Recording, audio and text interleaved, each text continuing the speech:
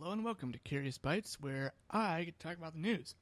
So for today, we're going to be talking about the EFF, the Electronic Frontier Foundation, and it filing a request with the Library of Congress asking that body to approve an exception to the DMCA, the Digital Millennium Copyright Act, that would allow users who wish to modify lawfully acquired copies of computer games to do so in order to guarantee that they can continue access to the programs.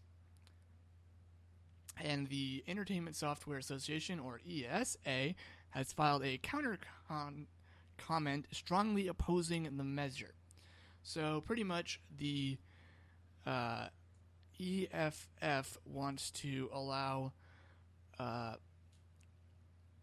third-party people to be able to create servers and to circumvent the authentication of certain things, such as game servers or CD authentication.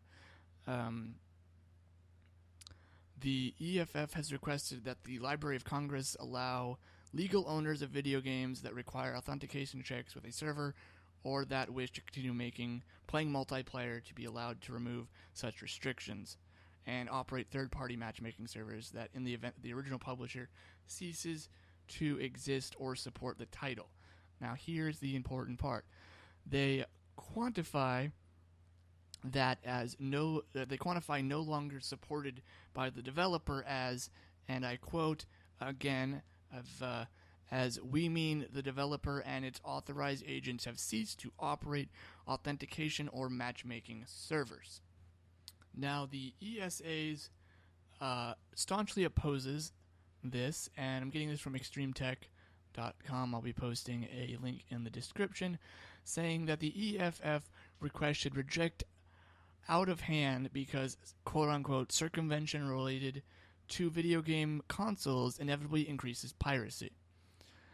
And my response to that is, what the fuck?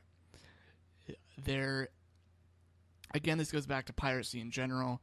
There is not a correlation between piracy and loss of sales.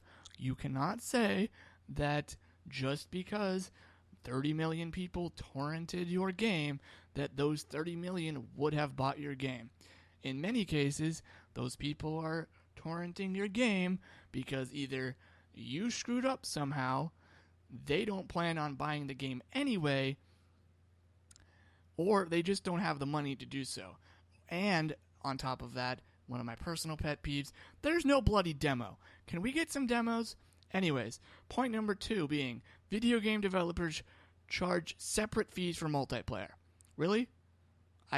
I can't offhand think of any games that charge separately for multiplayer on PC. Or consoles, actually. Wait, what is their point? I don't really know. The article lists Diablo 3, StarCraft 2, and SimCity apparently do not exist in their world because all of those games need internet activity. Thirdly, servers aren't required for single-player gameplay. That goes back to my previous thing. I got a little bit out of order, but Diablo 3, StarCraft 2, and SimCity are all required for single-play gameplay. So if Blizzard and EA decide to turn off those services, then the consumer is just shit out of luck. And therein lies the problem. The consumer is the one that suffers. Because when EA decides to turn off its servers for Battlefield 4 and their new game still isn't functioning properly, i.e. the launch of Battlefield 4, but with, like, let's say, the new Star Wars Battlefront game, who suffers? The consumer suffers. We are then forced to go play the new game, even though the new game is an inferior product to what Battlefield 4 ended up being. So I guess that's my biggest issue with why we should be allowed to prolong our gaming experiences with the games we have purchased, even after the official servers have been taken down. I know that the big corporations are going to want you to buy their big, brand new, shiny game and be wanting to drive away any encouraging factors that would let people buy older games and enjoy them when they can buy newer games and support the company and make the company more money. But it's just unfortunate that that's the way things are in this day and age.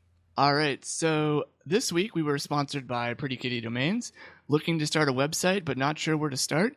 Get your domain name today with a hosting plan to get your new website up and running. The catalog includes domain names, hosting, e-commerce solutions, SSL certifications, online storage, and much more. Also, if you enter the promo code WIGGIN, you get some savings. If you enjoy what you heard, make sure to like and subscribe for more gaming news. Until next time, I'm Wiggin. The Curious Gamers is all you need in a gaming community.